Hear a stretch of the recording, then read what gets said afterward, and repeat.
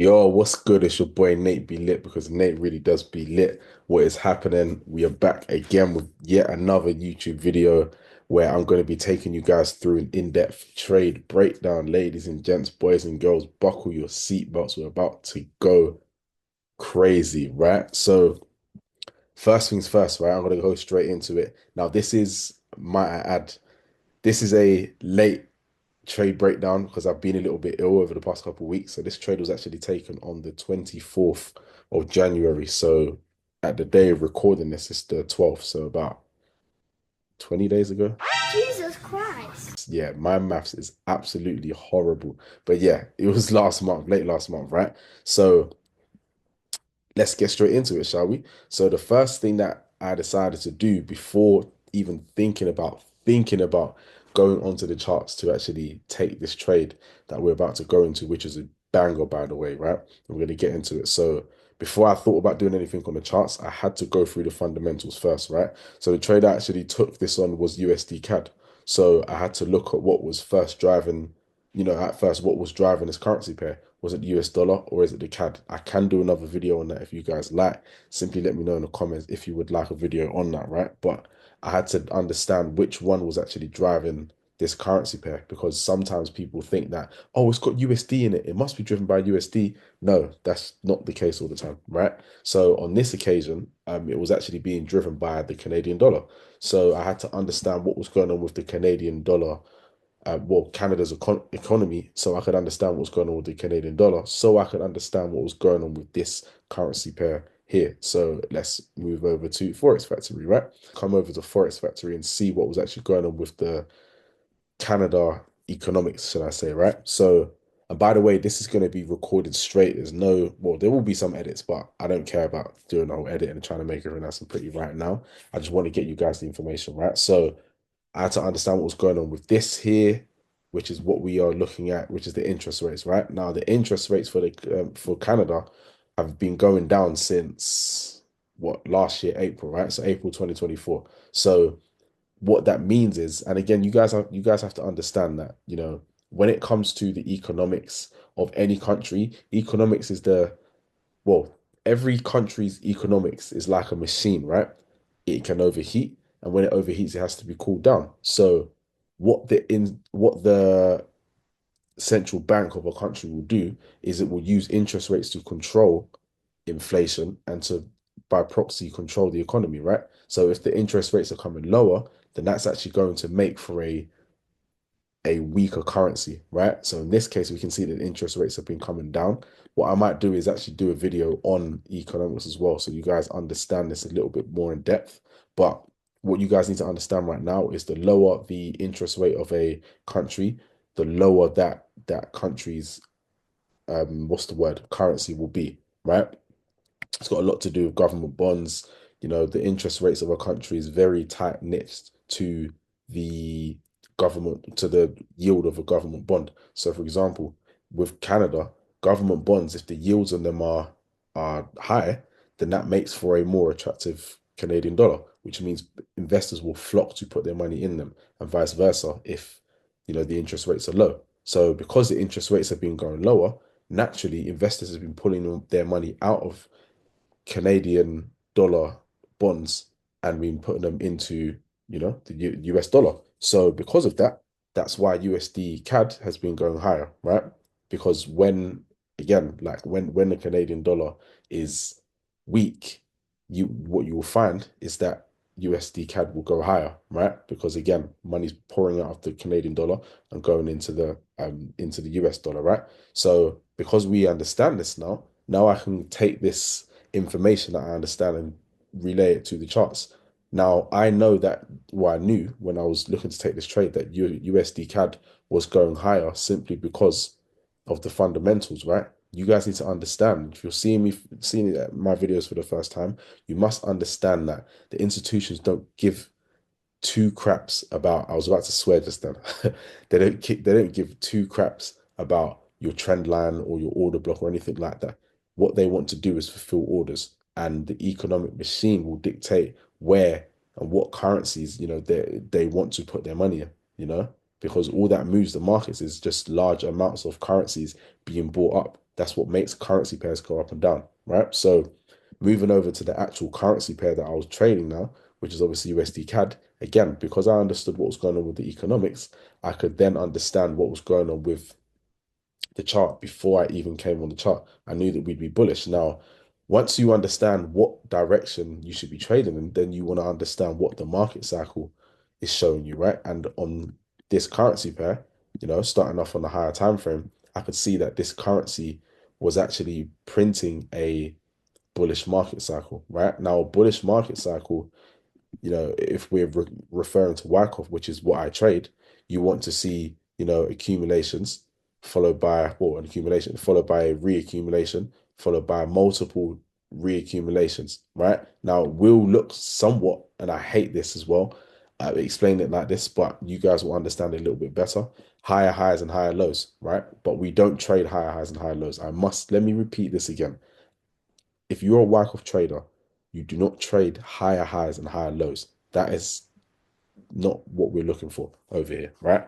If that's what you do, great. But if you're a Wyckoff trader that actually trades Wyckoff properly, we don't look at higher highs and higher lows because again, the institutions don't care about higher highs and higher lows. They care about fulfilling their orders. And it's like a polar bear in the Arctic, If you see a massive polar bear footprint in the Arctic, in the snow, you're going to know that, okay, shit, now I swore.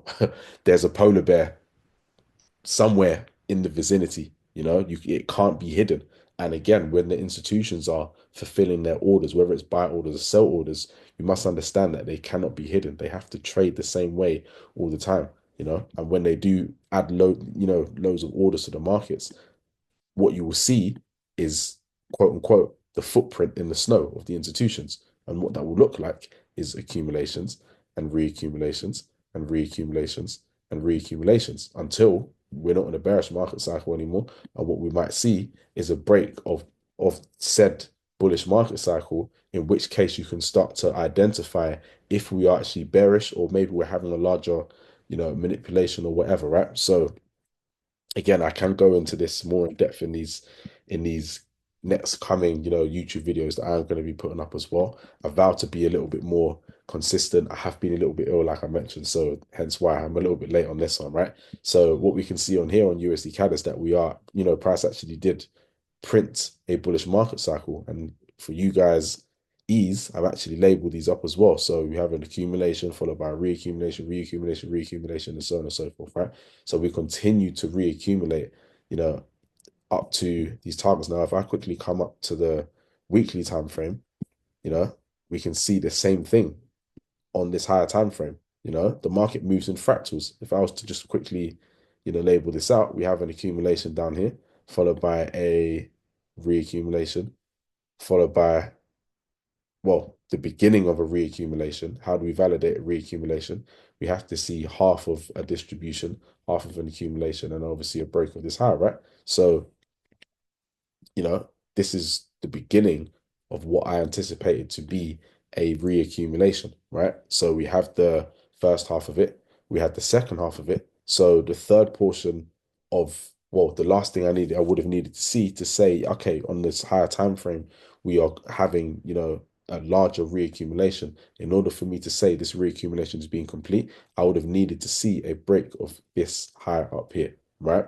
So that's kind of what I was anticipating, this to do. Now again, when you're trading, you want to be building a narrative. You want to be putting a story behind why you're actually looking to take a trade. You can't just go off of off of inshallah and vibes. That's not what we do when we're trading forex. And if you do, you can very quickly just log into your MT4 and see how unprofitable you may be. Because again, you have to build a story behind this.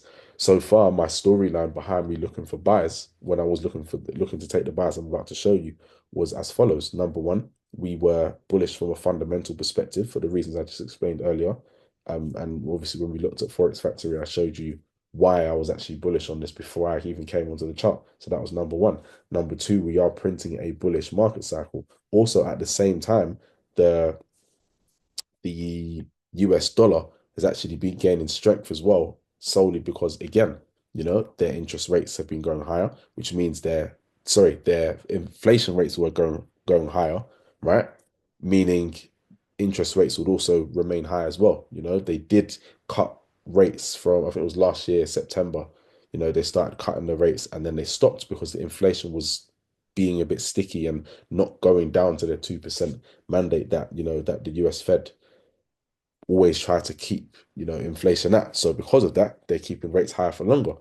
And obviously the dollar is strong and obviously the CAD is weak. So we have a lot of reason for this to continue going higher. Hence why I was looking at, the bias I'm about to show you. So higher time frame, we were printing a bullish market cycle again with accumulations and reaccumulations. So at this point of me looking at the, marking out these reaccumulations, I've done everything I needed to do on these higher time frames. So then I decided to step down to the intraday time frames, right? Now, intraday time frames consists of obviously your 4 hour, 2 hour, 1 hour, 30 minute, 15. These are your intraday time frames, right? Now, of course, as I zoom out, again, we can see we had a reaccumulation. And if I zoom in over here, we had another reaccumulation. So again, reaccumulation is re-adding of buy orders from the institutions. So if they're re-adding buy orders and I'm seeing proof of that, well, then there's no reason for me to look for sales. I'm going to continue looking at buys until I'm shown to do otherwise, right? So we had another reaccumulation. If I come down onto a lower intraday time frame, we had another reaccumulation over here, and obviously price had obviously given half of that distribution, we accumulated down here, and then obviously we ended up breaking this high. So upon me seeing this previous reaccumulation, I said to myself, okay, let me measure out, if I show you what I use, it's the Fibonacci retracement over here. I simply measured out from the low to the high so I could see where the 50% was. Now, below the 50% is what if we're bullish, below the 50% is what we call discount, and institutions want to buy at a discount, right? So when prices coming into discounted areas, I can start to look for evidence that buyers want to start adding more buyers into the markets, right? So we came into the 50%, we came below the 50%. And at that point, I said to myself, okay, cool. Now we're in a discounted area. I need to wait for proof that the institutions want to buy. Because if there's no proof, I'm not going to buy. It's as simple as that, right? That's what we do when we wipe off traders. We're trading based off of facts.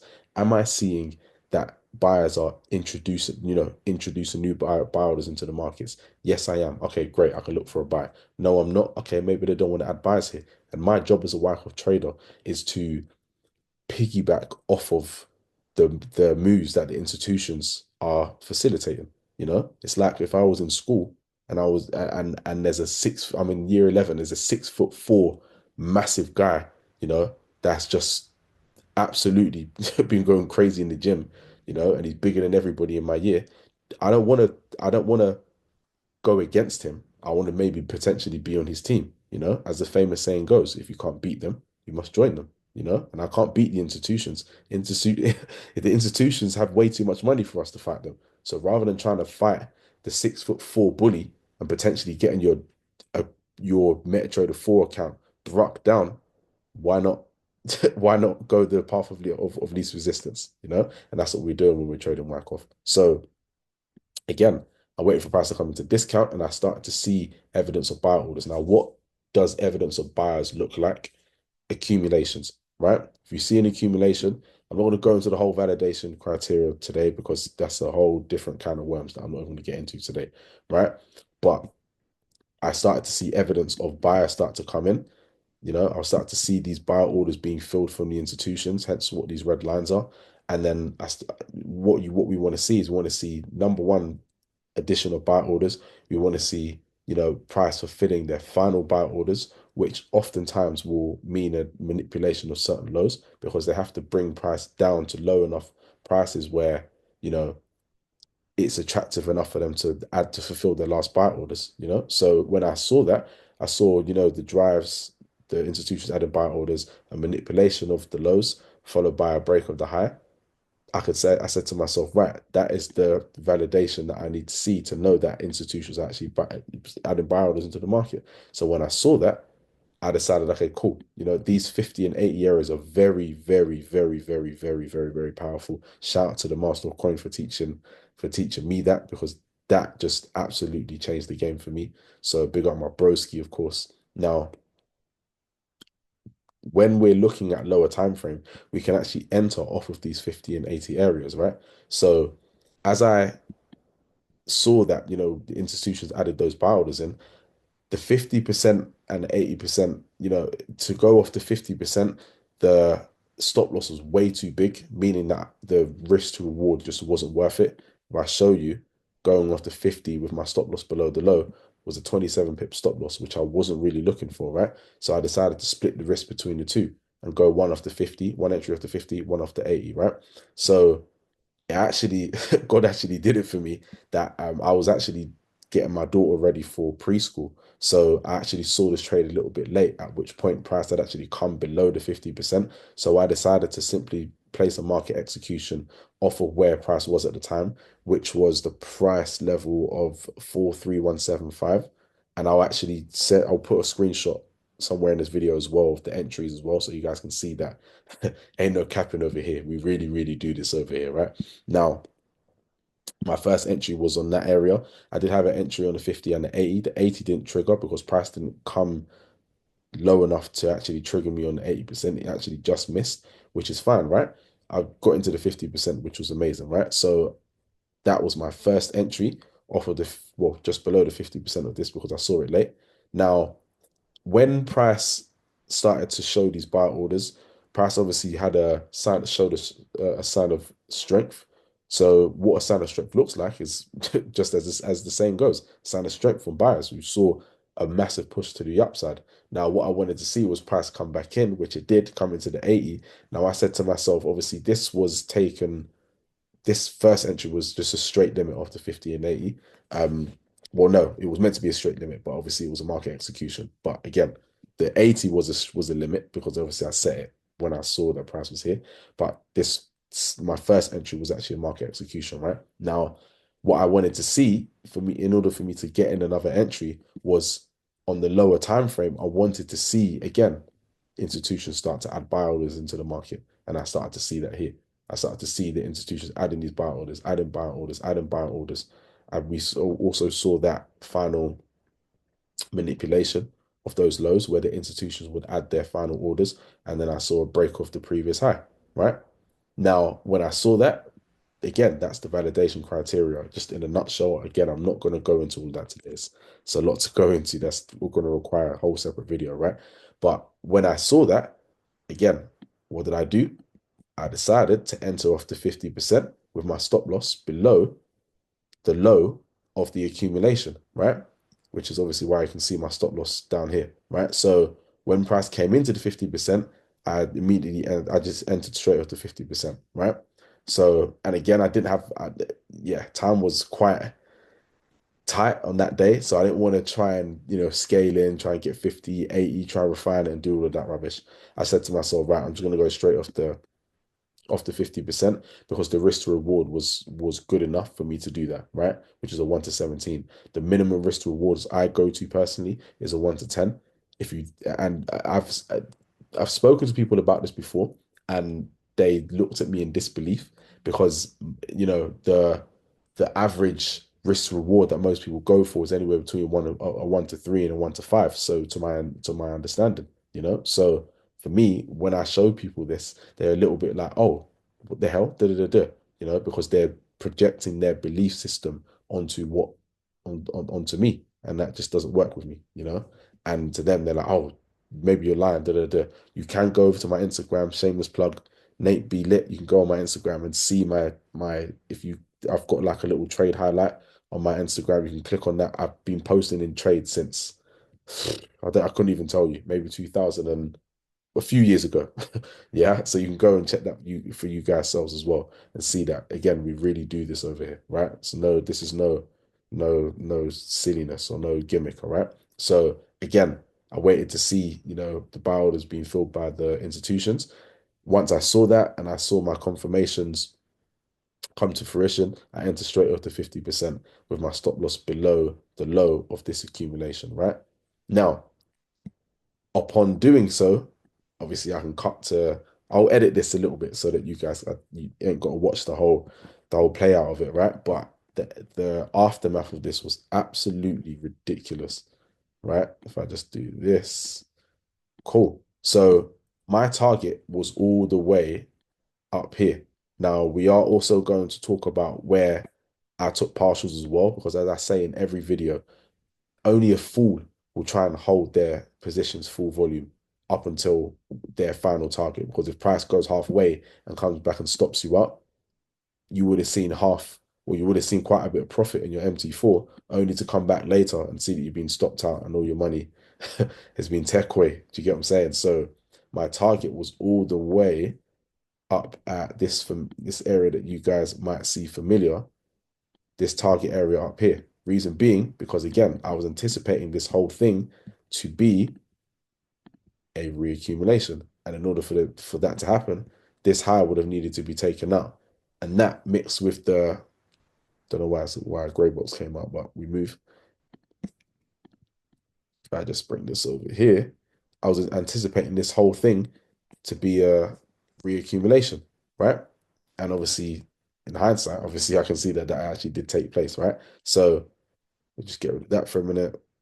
So yeah, as you can see, if I just zoom in, you guys can see my take profit got absolutely clarted, right? Now, let's just go down into the lower time frame one more time so I can show you guys where my targets were. I did have some black lines on there when I was doing my documentation. Also, as well, if anyone wants the document breakdown of this trade, simply I'll post my Instagram in the bio of this as well. So you guys can go just either DM me on there or maybe send it in a comment on here, leave your email, however you want to work it, whatever's easier for you guys, right? But feel free to, yeah, feel free to find me on Instagram. Like I said, I'll put my Instagram on here so you guys can follow me on Instagram and obviously hit me with whatever questions you guys have, or DM me and I'll, like I said, I'll send you the trade breakdown of this as well so you guys can see a little bit more in depth of how I actually did this, right? But again, just to show you guys where my targets were, my first target was up here. Just put a little line. So my first target was up here. My second target was over here. No, it wasn't. It was above this high over here. My third target was up here. And my final target was actually up here. I can't remember exactly what I did. I think I took 20 or 30% here. I took another 20% here, which left 50%. I think I took another 20%, which was no 30%, which was like 80%, and I left another 20% until these highs. This trade was an absolute banger. I'm going to put the screenshots here in 3, 2, 1. You guys should be able to see it pop up somewhere. I don't know where I'm going to edit on here yet, but yeah, you just see it here, right? Now, yeah, in a nutshell, that was the trade breakdown. So the first trade actually went to a 1 to 40, and the other one went to 1 to 17. So yeah, man, obviously that's the trade in a nutshell. This was a very, very, very, very, very, very nice trade. Um, and yeah, I was very proud of it, and so was my MT4. So again, any questions that you guys have, please let me know. Don't feel, I mean, don't hesitate to send me a message. Feel free to message me, whatever, send me any questions or whatever, any requests that you guys have, whatever. And I will be more than happy to help you guys out with that, ladies and gentlemen, right? So yeah, appreciate you guys for watching. Like I said, shout me, let me know what you need. If you want to work with me one-to-one, if you have any questions, let me know. And I'm going to make sure that I look after you guys to the best of my ability. Take care. It's been your big bro, the Skin Glow. Remember to keep your head on that bread. Take care.